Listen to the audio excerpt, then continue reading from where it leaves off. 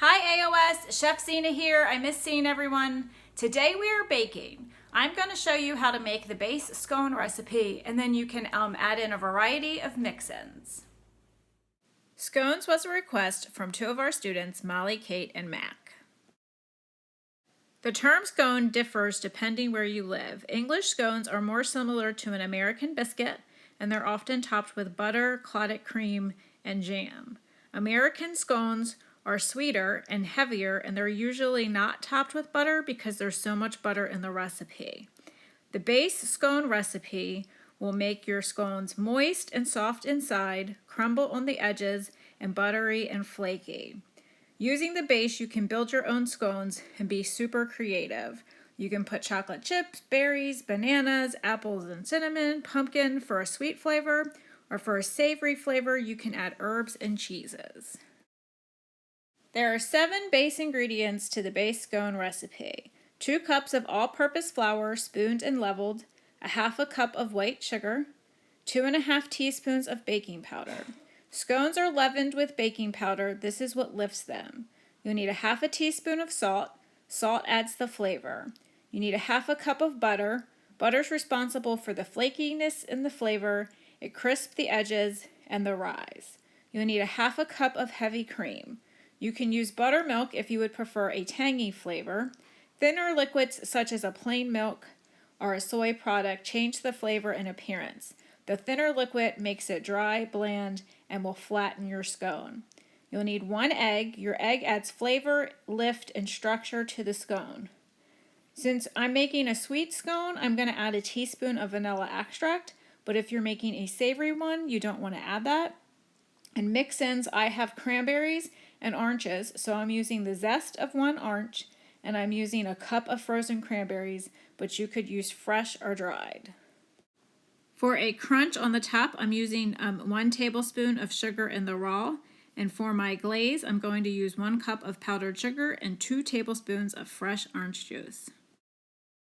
For today's tools, you will need 2 mixing bowls, a knife, a cutting board, a zester if you're using citrus, a wire whip, a pastry brush, a spoon, a rubber spatula, a baking sheet, a baking mat or parchment paper, or you can just spray the pan, and a box grater.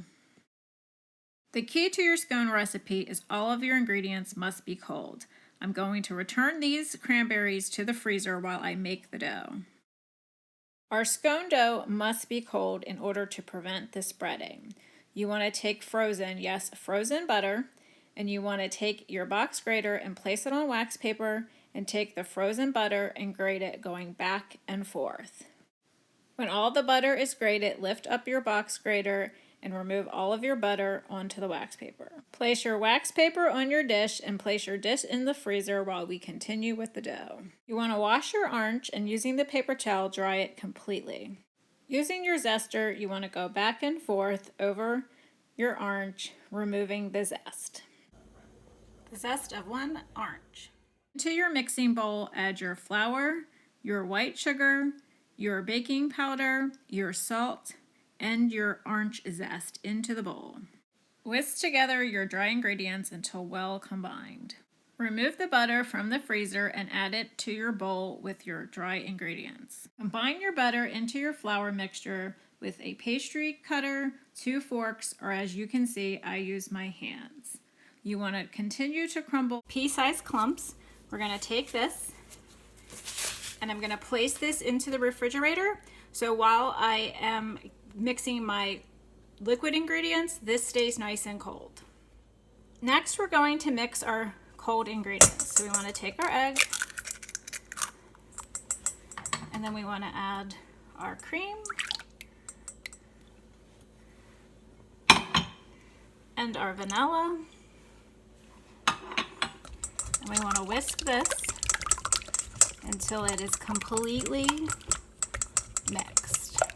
Remove your flour butter mixture from the refrigerator and drizzle your wet ingredients on top.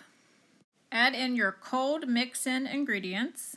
Mix together until everything appears to be moistened.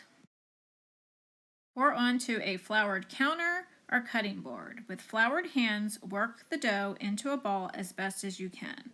The dough will be sticky. If it's too sticky, add a little more flour. If it seems too dry, add 1 to 2 more tablespoons of heavy cream. My dough was perfect and did not require any additional ingredients. Press the dough into an 8-inch diameter disc. Using a sharp knife, cut into 8 wedges. For smaller pieces, you can cut into 16. Using the knife, lift your wedges and place them on the baking sheet. Move your scones so that they are 2 by 4 on your sheet pan. We want them to be super cold to reduce the amount of spreading, so place them in the refrigerator for 15 minutes. In the meantime, preheat your oven to 400 degrees. It's been 15 minutes, so we want to remove our scones from the refrigerator and we want to brush each scone with a little bit of cream. This step is optional. If you would like an extra crunch, sprinkle a little sugar on the raw on top of each scone. Place your scones into the oven and bake them for 22 to 25 minutes. Set your timers and I'll see you in 22 to 25 minutes.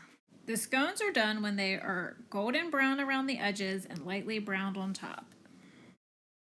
We removed these from the oven and we are going to allow them to cool while we make our glaze. To make the glaze, whisk together your powdered sugar and your orange juice, starting with a little bit of orange juice. Add more powdered sugar if it's too thin, and if it's too thick, add a little more orange juice and mix until it is well combined. Pour your glaze into a small sandwich bag. Using scissors, cut a small hole on your bag. Using your bag of glaze, you want to just pipe and drizzle over top of your scones. This step is optional.